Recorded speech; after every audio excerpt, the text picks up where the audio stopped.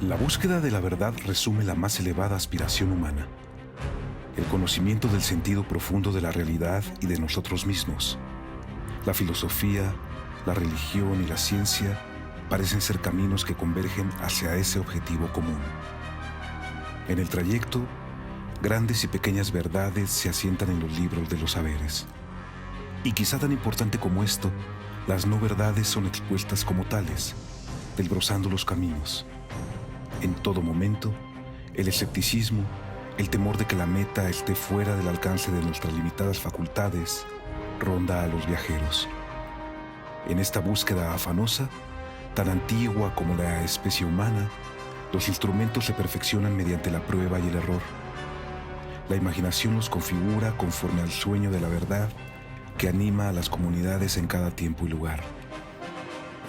Entrañas de animal, cenizas, humo y naipes, meteoros, migraciones de aves y horóscopos, heces y orines, revelaciones proféticas, meditación y textos sagrados engrosan el repertorio histórico de mediaciones, en contigüidad con las artes, las matemáticas, la poesía, los microscopios y los telescopios, la trigonometría, las ondas espaciales y las computadoras, para ver lo real más allá de lo inmediato.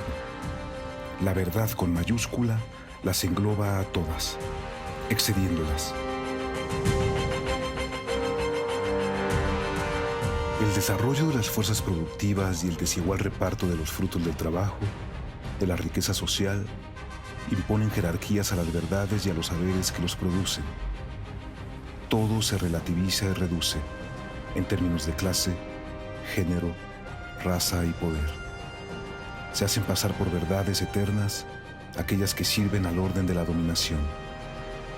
En periodos de crisis, solo la crítica radical de todo lo existente permite desbloquear la investigación de la verdad y reanudar el camino, haciendo estallar las no verdades que estructuran la vida cotidiana.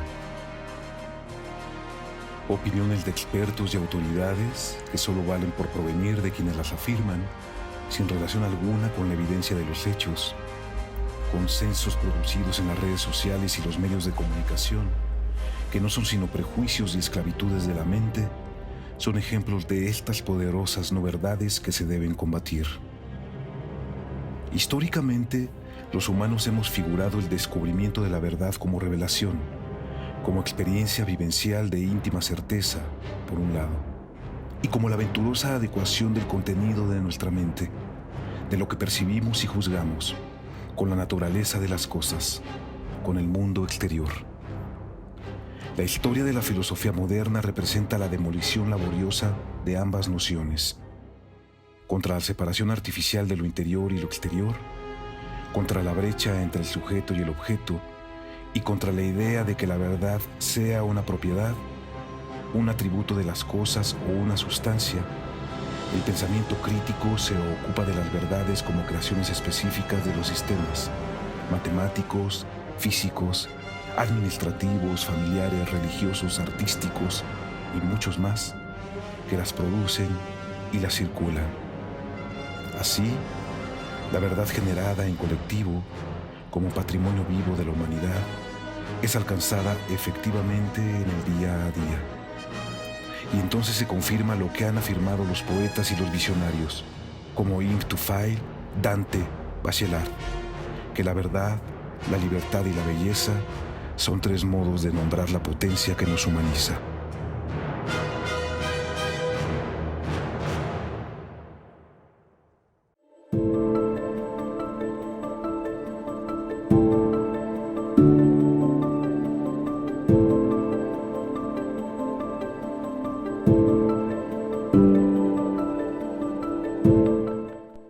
Hola, ¿qué tal? Mi nombre es Vigna Flandes y les quiero contar que en esta cuarentena, en estos días de reclusión, he sabido aprovechar el tiempo para organizar varias cosas, varios trabajos. Entonces he logrado crear un laboratorio de saberes compartidos donde varias y varios profesionales nos reunimos a intercambiar los saberes que tenemos desde nuestras distintas áreas. También he podido consolidar un programa online que se llama La Esquina de Pinina, donde hablamos de muchas cosas interesantes, sobre todo relacionadas con el erotismo, la política y la sexualidad. De otra parte, considero que el coronavirus es una realidad y que hay que tener mucho cuidado, hay que mantener todas las precauciones que nos señalan los médicos, las autoridades, el sistema de salud, etcétera. Pero también considero que hay que empezar a revisar la información, la sobreinformación que nos mandan continuamente, este bombardeo sobreinformativo, y tratar de tener la cabecita un poquito en paz, un poquito calmadita y no echarle tanta mente al tema del coronavirus, siempre y cuando tengamos pues las precauciones necesarias, su sanita distancia y todo lo demás. Lavarse las manos al llegar, etcétera, etcétera. Para mí la cuarentena ha sido una oportunidad para introspectarme, para pensar en mí misma, para pensar en estas cosas que a veces uno olvida por la prisa de la cotidianidad, estar en casa, habitar mi espacio y consolidar las relaciones con mis familiares, amigos y allegados. Entonces, no siendo más, me despido. Un gusto. Abrazos. Chao. Hola, mi nombre es Laura Reséndiz y soy gestora cultural. También dirijo un proyecto que se llama Ciclo Arte para Todos. Con Ciclo lo que busco es abrir canales y llevar accesos de arte a los que menos oportunidades tienen. Para mí la pandemia ha sido un momento muy difícil porque se cancelaron muchos proyectos y todas las cosas que teníamos planeadas pues se tuvieron que ir posponiendo. La verdad es que me dio mucho miedo porque no sabía qué hacer y entonces tuve la oportunidad de estar en casa de mi mamá. La pandemia entonces también significa un momento de reflexión, de pensar las cosas que nos gustan, las cosas que estamos haciendo y de reflexionar también sobre las semillas que estamos sembrando para el futuro que queremos. La pandemia puede ser un momento en el que cambiemos todas las estructuras que no nos gusten y busquemos las formas de relacionarnos en una forma armónica con nosotros mismos, con nuestra familia, con la naturaleza y con el entorno.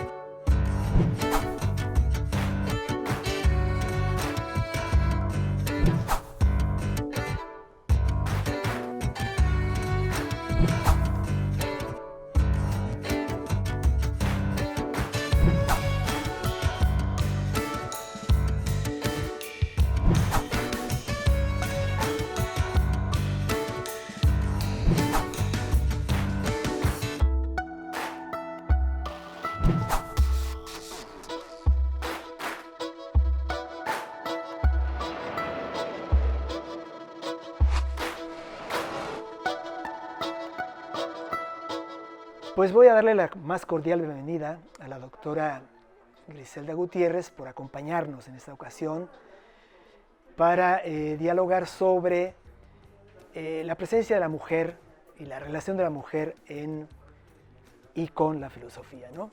Mujeres somos y en la filosofía andamos.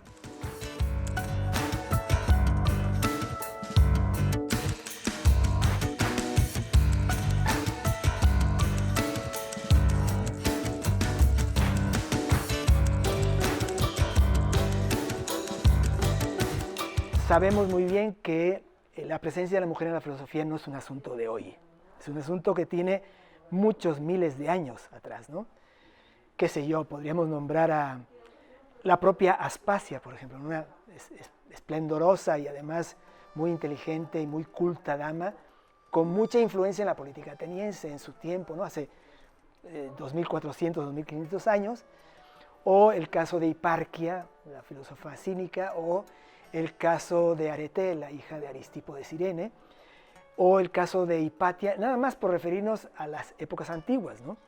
No quiero decir nada, pues todo lo que ha sido, sobre todo a partir del Renacimiento, en la época moderna y no digamos en la época contemporánea.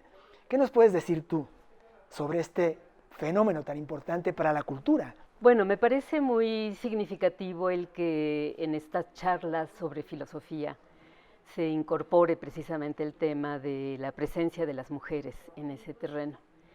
Y a propósito del título que me sugeriste, que es el de Mujeres somos y en la filosofía andamos, lo tomo como pretexto y me gustaría precisamente platicar de cuál ha sido la experiencia y la trayectoria de las mujeres en esos caminos.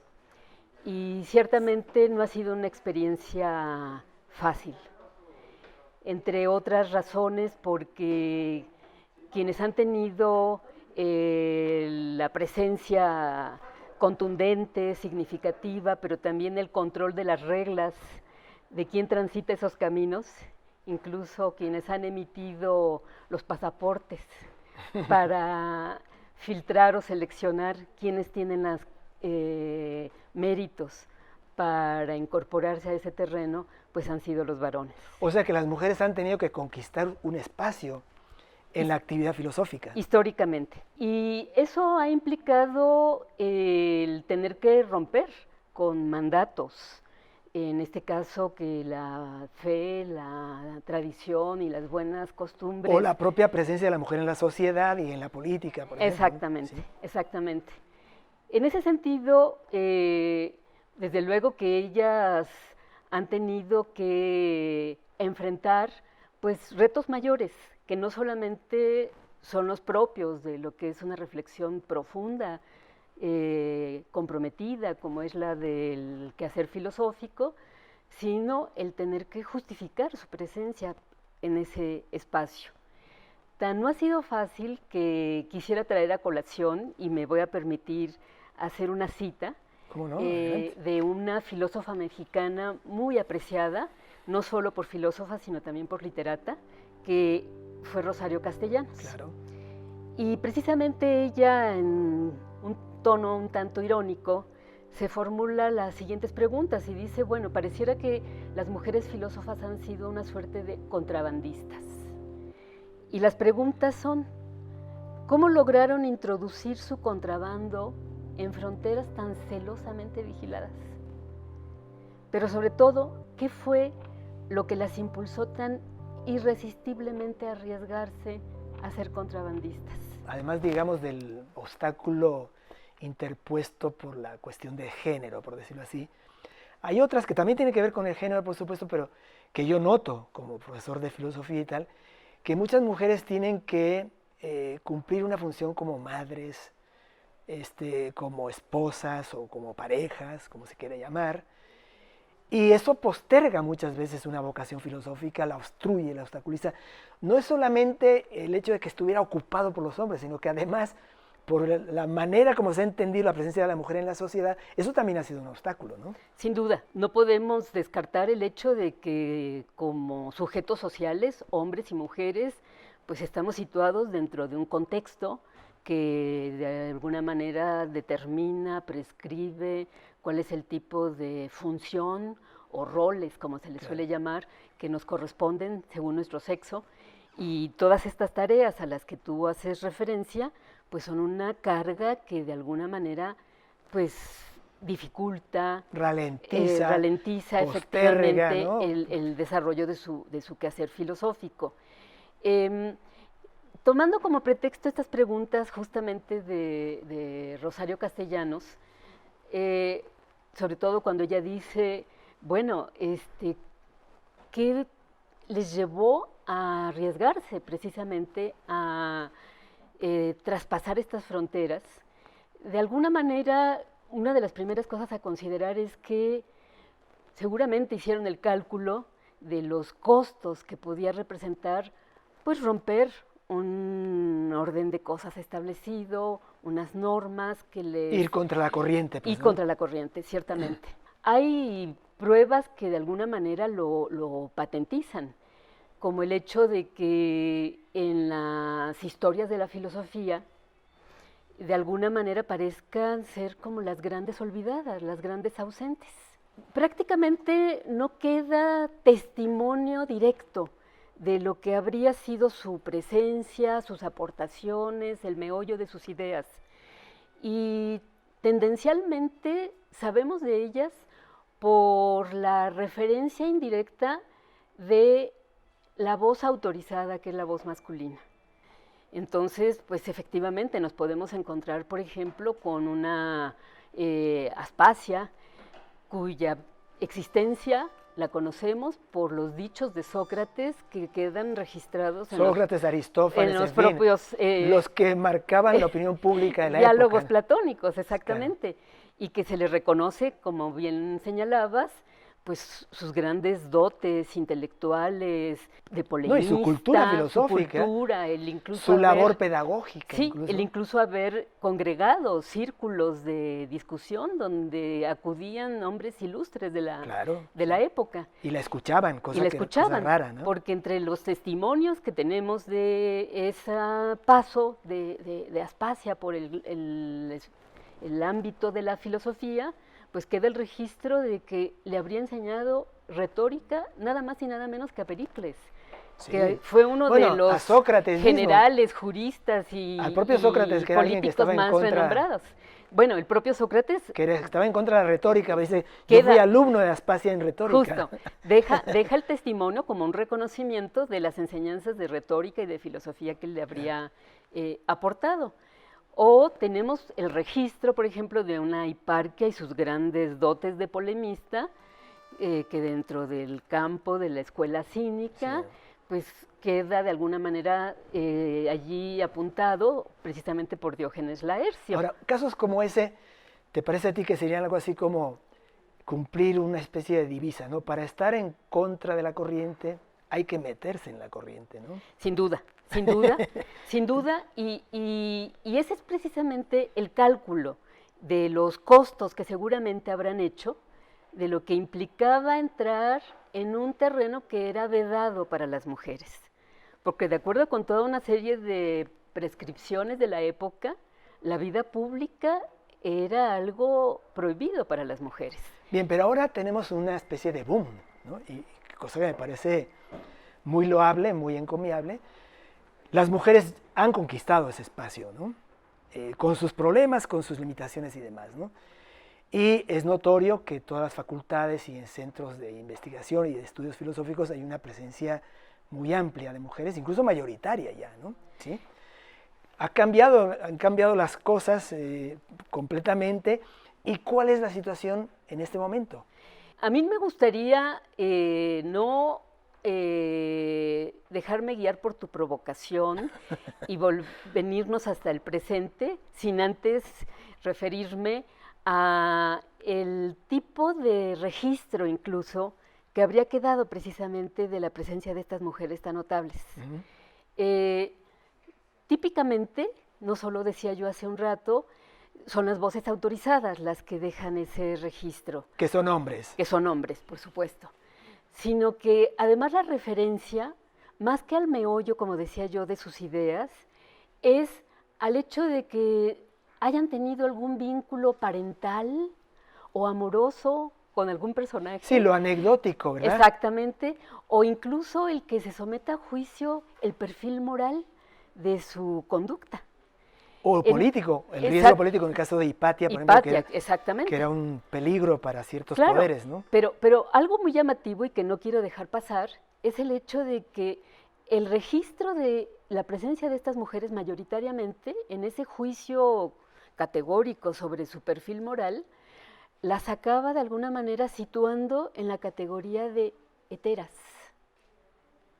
De sí, mujeres acompañantes públicas. Exactamente, De personajes mujeres ilustres. públicas que para poder acceder al saber y al diálogo tuvieron que exponer precisamente ese tipo de desconocimiento o de devaluación, y esos no son asuntos menores. Incluso el hecho de que prácticamente no tengamos un corpus doctrinal. Un corpus doctrinal, exactamente. En ese sentido, quiero también referirme a otro dicho, ¿sí? A otro dicho en donde hace poco más de 10 años se reeditó un libro del siglo XVII, que es como la excepción a la regla, y que se llama precisamente Historia de las mujeres en la filosofía, de Gilles Menage. Y esto le lleva a un intelectual muy reconocido en nuestra época, Umberto Eco, a decir, bueno, no es que no hubiese habido mujeres que filosofaran. Lo que pasa es que pareciera que los hombres se hicieron cargo de olvidarlas. Y muy irónicamente dice, no sin antes quizá haberse apropiado de sus ideas. Puede ser. Hasta eso, ¿verdad? Peor todavía, ¿no? Exactamente. Entonces, nos vamos a encontrar a lo largo de la historia, efectivamente, con la presencia de muchas mujeres, siempre, desde luego, en una posición, pues, compleja, a través de caminos empedrados, etcétera. Lo mismo pensemos en el medievo, pensemos en el Renacimiento, pensemos en la época de la Ilustración, en donde incluso el atajo que algunas de ellas tuvieron que tomar para transitar esos caminos fue, por ejemplo, el de optar por el encierro monacal. Claro.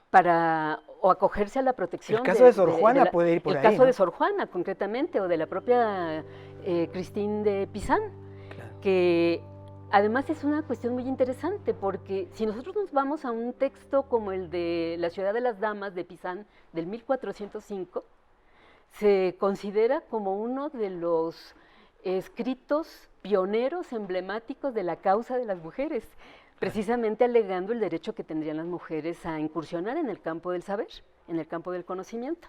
Lo que resulta muy llamativo no es solamente esta suerte de batalla sistemática que se ha tenido que dar para ocupar un espacio, para ser reconocidas, sino el que han tenido que dividir sus esfuerzos y su ingenio para dar esa batalla, defenderse del acoso y para producir sus aportes filosóficos.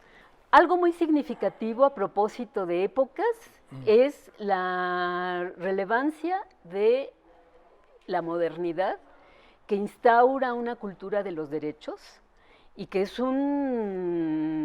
podríamos decir, es un aporte del que se apropian las mujeres y que les lleva de allí en adelante. O sea, genera condiciones favorables. Condiciones favorables, sobre todo porque hacen propio ese discurso y asumen que es su derecho incursionar precisamente en esos espacios. Y entonces vamos a tener a personajes muy notables en la época ilustrada, pero también en el mundo contemporáneo, en donde el quehacer dentro de lo que podría ser el cultivo de la filosofía en su sentido más formal, más académico, etcétera, va dando paso justamente a la presencia de estas mujeres. Y entonces está el registro desde los años 20, 30 de personajes notables que obtuvieron sus doctorados. Incluyendo aquí en México. Exactamente, que obtuvieron sus doctorados, como una Hannah Arendt en Heidelberg, o una Simone de Beauvoir en París. O que además escribió obras importantísimas. María Zambrano en España, o una Rosario Castellanos en México. Y que son autoras, sobre todo si pensamos en Hannah Arendt y en María Zambrano, que como el título de una de las obras muy importantes de Hannah Arendt, fueron mujeres que vivieron en tiempos de oscuridad. Sí. Porque la primera, judía alemana, le tocó enfrentar todo lo que representó el nazismo, y a María Zambrano el desgarramiento por la guerra civil y el surgimiento del franquismo en España, pero que tuvieron el valor de posicionarse ante esa circunstancia, de hacer una obra reflexiva sobre acontecimientos tan fuertes que siguen marcando nuestra época y al mismo tiempo hacer aportes filosóficos de gran trascendencia. Claro. En el caso concretamente, por ejemplo, de Hannah Arendt, que le llevó de transitar desde la filosofía hasta una reflexión de lo más profunda sobre la política, sobre tendencias que nos atañen en nuestros días, como es la instrumentalización de la vida, la masificación de la sociedad, la amenaza de la acción y de la razón por acontecimientos y tendencias como el totalitarismo mismo. Claro. Y todas las repercusiones que esto tiene en la vida social, en la vida ética, en la vida política. O aportes como los de María Zambrano, que en su crítica a la perspectiva racionalista en pro de la poesía. Hace una propuesta muy interesante, que es la de la razón poética, justamente, que busca abarcar de alguna manera y articular lo que podría ser la reflexión del mundo de lo inacible y de lo mundano, de lo sagrado y de lo humano, etcétera, lo cual tiene repercusiones en su propio pensamiento político, porque lo que nos permite es justamente tratar de rescatar cómo la política no solamente es cálculo, en administración de personas, de recursos o juegos de poder, sino de alguna manera la política puede ser justamente la afirmación de la vida, de la creación, del compromiso. Y de lo más elevadamente del humano. Del sentido y de lo más elevadamente humano. Claro. O en el caso de Simone de Beauvoir y de Rosario Castellanos, que para desarrollar todo un proyecto ético, existencialista, de afirmación de la libertad, pues no pueden menos que hacer previamente un análisis muy contundente y muy crítico, justamente de cómo esa aspiración humana a la trascendencia, que podría ser la de crear la cultura, ha sido un terreno vedado para las mujeres, que pareciera que su destino es trascender a través de la maternidad. Y entonces su llamado de ellas es no solamente a desvelar este tipo de situación injusta, sino a llamar enérgicamente a las mujeres a apropiarse de sus vidas, de su libertad y de su responsabilidad para afirmarse como personas. Pues muy bien, muchachas, en primer lugar, pues ya saben que tienen un campo muy abonado, muy abierto, para poder encauzar las vocaciones que hayan, ¿no? Y que surjan de próximas generaciones de mujeres filósofas, ¿no? Y el mensaje también va dirigido a los muchachos, para que asuman una actitud acorde pues con la situación, ¿no? No se trata de dominar, no se trata de imponer, no se trata de obstruir, no se trata de hacer a un lado, sino de convivir, de dialogar y de llegar pues a un proyecto o a una vida, pues, ¿no? Un impulso común en busca de lo que son los propósitos de la filosofía ejercida por hombres y por mujeres. Bienvenidas y bienvenidos todos a la filosofía.